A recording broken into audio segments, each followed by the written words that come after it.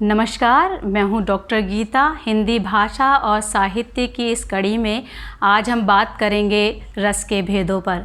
इससे पहले हमने बात की थी रस निष्पत्ति पर और रस के विभिन्न अवयवों स्थायी भाव, विभाव, अनुभाव और संचारी भाव पर कि किस तरह से इनके योग से रस निष्पत्ति होती है। आज हम बात करेंगे रस के प्रमुख भेद श्रृंगार रस पर।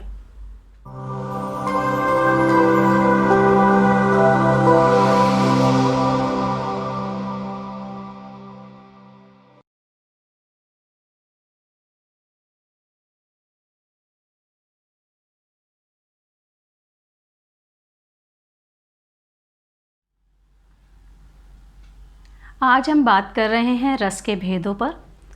रस जो साहित्य का महत्वपूर्ण विषय है और बहुत सारे आचार्यों ने रस को काव्य की आत्मा माना है।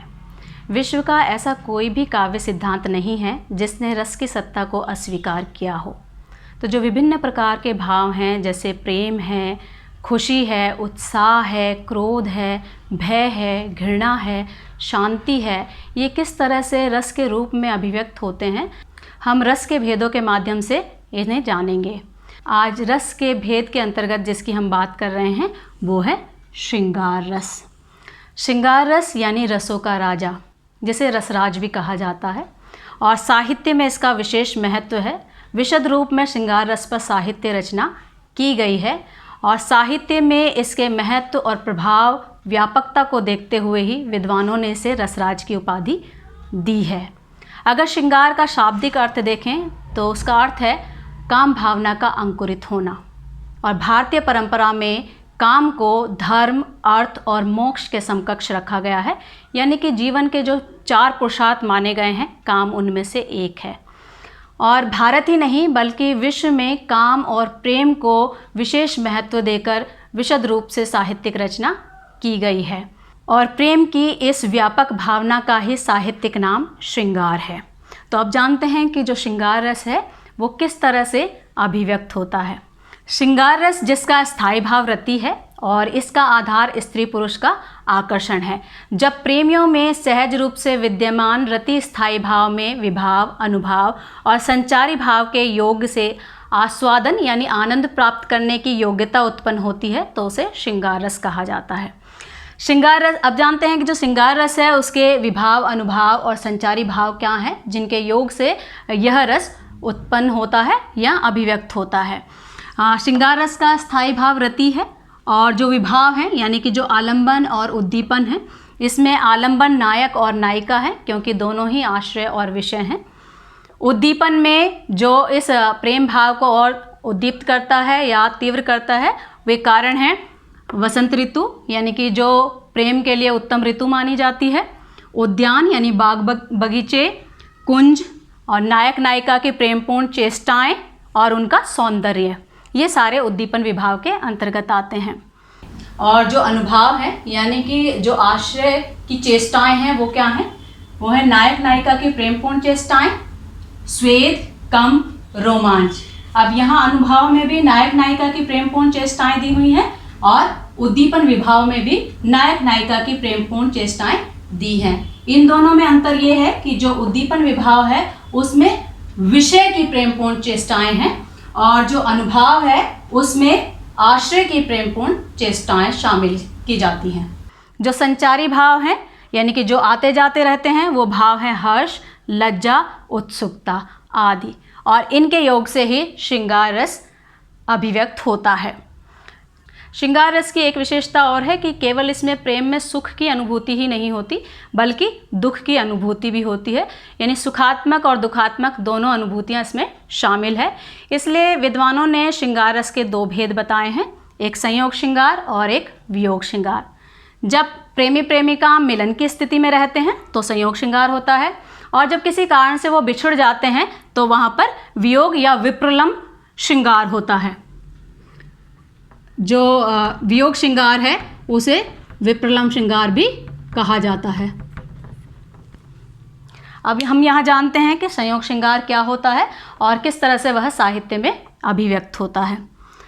संयोग श्रृंगार में क्योंकि जो प्रेमी प्रेमिका हैं वो मिलन की स्थिति में रहते हैं, तो जब काव्य में नायक नायिका के आनंदपूर्ण मिलन, उनके दर्शन, वार्तालाप, उनके स्पर्श, आलिंगन आदि का वर्णन होता है, तो तब संयोग श्रृंगार होता है। अब इसमें कौन कौन से विभाव, अनुभाव और संचारी भाव होते हैं जिनके योग से संयोग श्रृंगार की अभिव्यक्ति होती है, उसे हम एक उदाहरण के माध्यम से समझेंगे। यहाँ जो उदाहरण है वो है, एक पल मेरे प्रिया के दृग पलक थे उठे ऊपर, सहज नीचे गिरे, चपलता ने इस विकम्पित पुलक से दृढ़ किया मानो प्रणय संबंध था। इस उदाहरण में प्रेमी और प्रेमिका दोनों हैं, यानी मेरे और प्रिया के दृग पलक, यानी कि जो उनकी आंखें हैं वो एक साथ ऊपर उठी और सहज रूप से नीचे गिरी, और जो एक क्षण का या जो पल भर का उनकी आंखों का मिलन है उससे उनका प्रणय संबंध और मजबूत हो रहा है, यानी कि जो प्रेम का संबंध है वो और प्रगाढ़ हो रहा है। तो अब हम यहाँ जानते हैं कि वो कौन कौन से कारण हैं जिनके कारण यह प्रेम भाव और दृढ़ हो रहा है और उससे संयोग श्रृंगार की अभिव्यक्ति हो रही है। तो यहाँ पर स्थायी भाव रति ही है, और इसके जो विभाव हैं यानी जो कारण हैं, कारणों में आलंबन और उद्दीपन। आलंबन क्या है? नायक और नायिका दोनों हैं, प्रेमी प्रेमिका भी कह सकते हैं।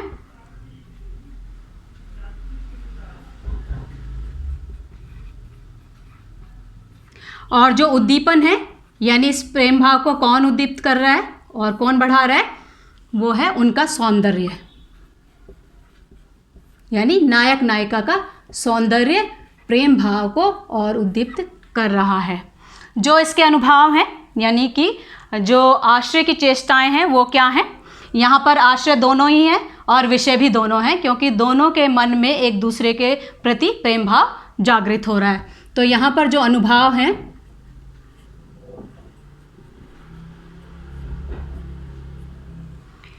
वो क्या है? दोनों की चेष्टा क्या है? पलकों का उठना और गिरना।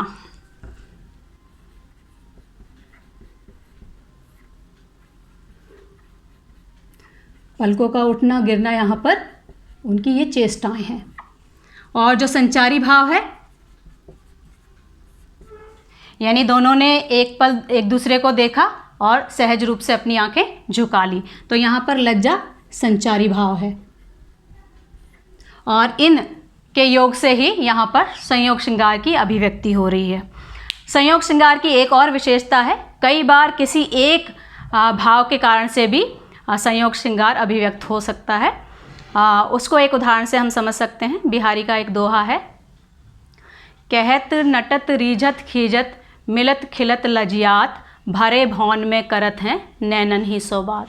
तो प्रेमी प्रेमिका भीड़ भरे हुए स्थान पर भी कैसे आँखों ही आँखों में प्रेम की बातें कर लेते हैं, वो इस दोहे के अंतर्गत बताया गया है कि वो आँखों ही आँखों में प्रेम की बात करते हैं, इनकार करते हैं, एक दूसरे पर मोहित होते हैं, रूठ जाते हैं, फिर मान जाते हैं, खिल जाते हैं और शर्माते हैं, और इस तरह से वो उस वातावरण में भी अपनी प्रेमपूर्ण बातें आँखों के माध्यम से कर लेते हैं।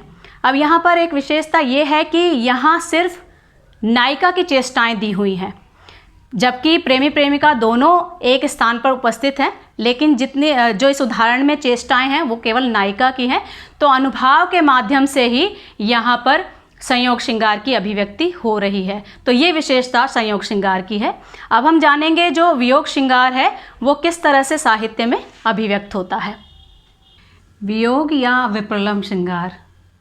जब प्रेम होने पर भी प्रेमी प्रेमिका किसी कारणवश बिछड़ जाते हैं और बिछड़ने पर जो वियोग की अवस्था में उनका यानी नायक नायिका का या प्रेमी प्रेमिका के प्रेम का वर्णन होता है, वहाँ पर वियोग या विप्रलम्ब श्रृंगार होता है। विद्वानों ने वियोग के 4 भेद बताए हैं जिन कारण से प्रेमी प्रेमिकाओं के बीच वियोग की स्थिति उत्पन्न होती है। उनमें जो पहला है वो है पूर्वानुराग। पूर्वानुराग हम उसे कहते हैं जब मिलने से पहले ही प्रेम भाव जागृत हो जाता है, यानी किसी के चित्र को देखकर या किसी के गुण को सुनकर जो प्रेम भाव जागृत होता है उसे पूर्वानुराग कहते हैं। और इसमें वियोग की स्थिति इसलिए रहती है क्योंकि मिलने से पहले ही प्रेम भाव जागृत हो रहा है, यानी यहाँ वो मिल नहीं पा रहे हैं। यहाँ दूसरा जो भेद है वो है मान। मान का अर्थ होता है रूठ जाना। जब किसी बात के कारण से या किसी अपराध के कारण से प्रेमी प्रेमिका रूठ जाते हैं और रूठने के कारण वो मिलते नहीं हैं, उस कारण से वियोग की स्थिति उत्पन्न होती है, उसे मान जनित वियोग कहा जाता है, क्योंकि वो रूठने के कारण उत्पन्न हुआ है। और जो तीसरा भेद है वो है प्रवास। प्रवास का अर्थ होता है विदेश जाना। यहाँ विदेश का अर्थ केवल भारत से बाहर जाना नहीं है, बल्कि किसी कारणवश या किसी काम से अगर कोई प्रेमी प्रेमिका में से दूसरे स्थान पर चला जाता है और उसके कारण उनका मिलन संभव नहीं हो पाता, उस स्थिति में वियोग उत्पन्न होता है और उसे प्रवास जनित वियोग कहा जाता है। जो करुण वियोग का चौथा भेद है, यह चिर वियोग की स्थिति होती है, यानी कि जो वियोग है वो बहुत लंबा होता है किंतु मिलन की संभावना बनी रहती है। एक करुण रस भी है उसमें, और जो करुण वियोग का भेद है उसमें अंतर ये है कि करुण रस में मिलने की संभावना नहीं रहती, लेकिन जो करुण वियोग की अवस्था है उसमें मिलन की संभावना रहती है। विद्वानों ने इन 4 भेदों के अतिरिक्त 10 काम दशाएं भी बताई हैं कि वियोग के कारण प्रेमियों की क्या दशाएं हो जाती हैं, उसको हम यहाँ समझेंगे, जिसमें है अभिलाषा। अभिलाषा का अर्थ होता है इच्छा। इसमें वियोग की स्थिति में जब प्रेमी प्रेमिका रहते हैं तो हमेशा प्रिय से मिलन की इच्छा रहती है। चिंता, यहाँ पे हमेशा जो प्रिय है उससे मिलने का चिंतन किया जाता है कि किस प्रकार से वो उससे मिल सकते हैं। स्मृति का अर्थ ये है कि जो उन्होंने सुंदर क्षण बिताए थे या उनके जो गुण हैं उनको याद किया जाता है, और गुण कथन में जो उनके स्वभाव है उसकी प्रशंसा की जाती है। जो उद्वेग है, उद्वेग के अंदर जितनी भी सुखदायी वस्तुएं हैं उनके दुखदायी जो प्रतीति होती है, प्राप्ति होती है, उसे उद्वेग कहा जाता है। जो प्रलाप की स्थिति है उसमें अटपटी बातें करना, यानी कि वियोग के कारण यह भान न रहना कि वो किस प्रकार की बातें कर रहे हैं। और जो उन्माद के भीतर वियोगी को ये पता नहीं होता कि वो किस प्रकार की बातें कर रहा है, वो जड़ से बात कर रहा है, चेतन से बात कर रहा है, यानी जड़ चेतन का भेद न रहना उन्माद की स्थिति कहलाती है। व्याधि, व्याधि का अर्थ है कि विरह के कारण शरीर का बहुत दुर्बल हो जाना। जड़ता यानी मन और शरीर का चेष्टा रहित हो जाना, यानी किसी काम में मन न लगना और ना ही किसी काम को करने की इच्छा उत्पन्न होना, वो जड़ता के अंतर्गत आता है। मरण, मरण का अर्थ होता है कि शरीर इतना दुर्बल हो जाता है कि स्थिति मरण तुल्य हो जाती है। तो ये 10 काम दशाएं बताई हैं जिसमें प्रेमी प्रेमिका विरह में इस तरह की स्थितियों से गुजरते हैं। अब हम उदाहरण के माध्यम से इन्हें समझने की कोशिश करते हैं। यहाँ पर जो उदाहरण लिया गया है वो मैथिली शरण गुप्त की जो रचना है साकेत, उससे लिया है। और यहाँ पर उर्मिला अपने मिलन के यानी संयोग के क्षणों को याद करते हुए अपनी सखी से कह रही हैं, मैं निज अलिंद में खड़ी थी सखी एक रात, रिमझिम बूंदें पड़ती थी, घटा छाई थी, गमक रही थी केतकी की गंध चारों ओर, झिल्ली झनकार यही मेरे मन भाई थी। करने लगी मैं अनुकरण स्वर नुपुरों से, चंचला थी चमकी घनाली गहराई थी, चौंक देखा मैंने चुप कोने में खड़े थे प्रिय, माई मुख लज्जा उसी छाती में छिपाई थी। यहाँ उर्मिला के प्रिय उनके साथ नहीं हैं, उनके प्रिय यानी लक्ष्मण, क्योंकि वो राम के साथ वनवास चले गए हैं और उर्मिला महल में अकेली है। तो उर्मिला अपने संयोग के क्षणों को याद करते हुए अपनी सखी से कह रही हैं कि मैं एक दिन अपने आंगन में खड़ी थी और बारिश हो रही थी, यानी कि बूंदें पड़ रही थी, और जो केतकी के फूल हैं उसकी गंध चारों ओर फैली हुई थी, और रात में जो झिंगुरों की आवाज़ है वो घुंघरुओं जैसी लग रही थी। और उस आवाज़ को सुनकर मैंने भी अपनी पायल को छनकाना शुरू किया, यानी कि पायलों के झनकार को उनके साथ मिला दिया। और अचानक गहरी घटा छाई और उसमें बिजली चमकी। बिजली के चमकने से मैं चौंक गई और चौंक कर मैंने देखा कि जो प्रिय हैं लक्ष्मण हैं वो एक कोने में खड़े हुए ये सारी गतिविधियां देख रहे थे, और उस कारण से मैं शर्मा गई और लज्जा के कारण मैंने लक्ष्मण की छाती में अपना मुंह छिपा लिया। तो यहाँ पर उर्मिला के जो संयोग के क्षण हैं उनका वर्णन है, किंतु वर्तमान में वो वियोग की स्थिति में है। अब हम देखते हैं कि जो वियोग श्रृंगार हो या संयोग श्रृंगार हो, दोनों का स्थायी भाव रति ही रहेगा। कि स्थायी भाव रति में कौन कौन से विभाव, अनुभाव और संचारी भाव मिलकर श्रृंगार रस की अभिव्यक्ति कर रहे हैं उनको जानते हैं। तो यहाँ जो विभाव हैं, यानी कि जिसके मन में ये भाव जागृत हो रहा है और जिस कारण से ये भाव जागृत हो रहा है, उस पर हम बात करेंगे। यहाँ जो विभाव के दो भाग हैं, आलंबन और उद्दीपन। आलंबन यहाँ उर्मिला है, क्योंकि उर्मिला के मन में ये भाव जागृत हो रहे हैं। जो उद्दीपन है, यानी इस भाव को और जागृत कर रहे हैं, वो बूंदें हैं, घटा हैं, फूलों की गंध है, झिल्लियों की झनकार हैं। ये सारे मिलकर जो उर्मिला है उसके मन में प्रेम भाव को और तीव्र कर रहे हैं। और जो अनुभाव है, यानी कि जो उर्मिला है, यानी कि आश्रय है, उसकी चेष्टाएं क्या हैं? छाती में मुंह छिपाना, यानी कि जब उसे पता चलता है कि उसके प्रिय उसे देख रहे हैं तो वो अपने शर्मा कर अपने प्रिय की छाती में मुंह छिपा लेती है। और जो संचारी भाव है वो लज्जा है, स्मृति है और हर्ष है, और इनके योग से ही यहाँ पर श्रृंगार रस की अभिव्यक्ति हो रही है। हम एक और उदाहरण लेंगे जिससे वर्तमान में किस तरह से जो विरही हैं या वियोगी हैं उनकी स्थिति हो जाती है। तो यहाँ पर हमने एक उदाहरण लिया है तुलसीदास का, और इसमें राम की विरह दशा का वर्णन किया गया है। जब रावण के द्वारा सीता को हरण कर लिया जाता है और राम सीता को ढूंढते ढूंढते उनकी मुलाकात सुग्रीव से होती है, और सुग्रीव उन्हें कुछ गहने और वस्त्रों को दिखाते हैं जो सीता के होते हैं।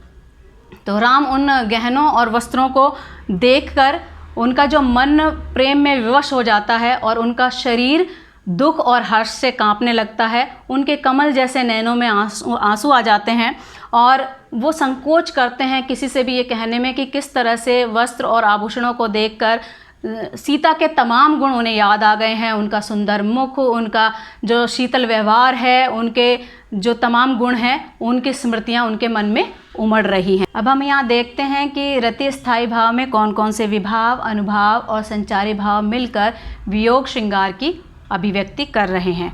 तो यहाँ पर जो विभाव है, यानी जिसके मन में भाव जागृत हो रहे हैं और जिस कारण से वो और तीव्र हो रहे हैं, उनको जानेंगे। यहाँ पर जिसके मन में भाव जागृत हो रहे हैं वो राम हैं, और जिस कारण से यह भाव यानी विरह का भाव और तीव्र हो रहा है उसमें सीता के वस्त्र और आभूषण हैं, जिन्हें देखकर राम का विरह भाव और तीव्र हो रहा है।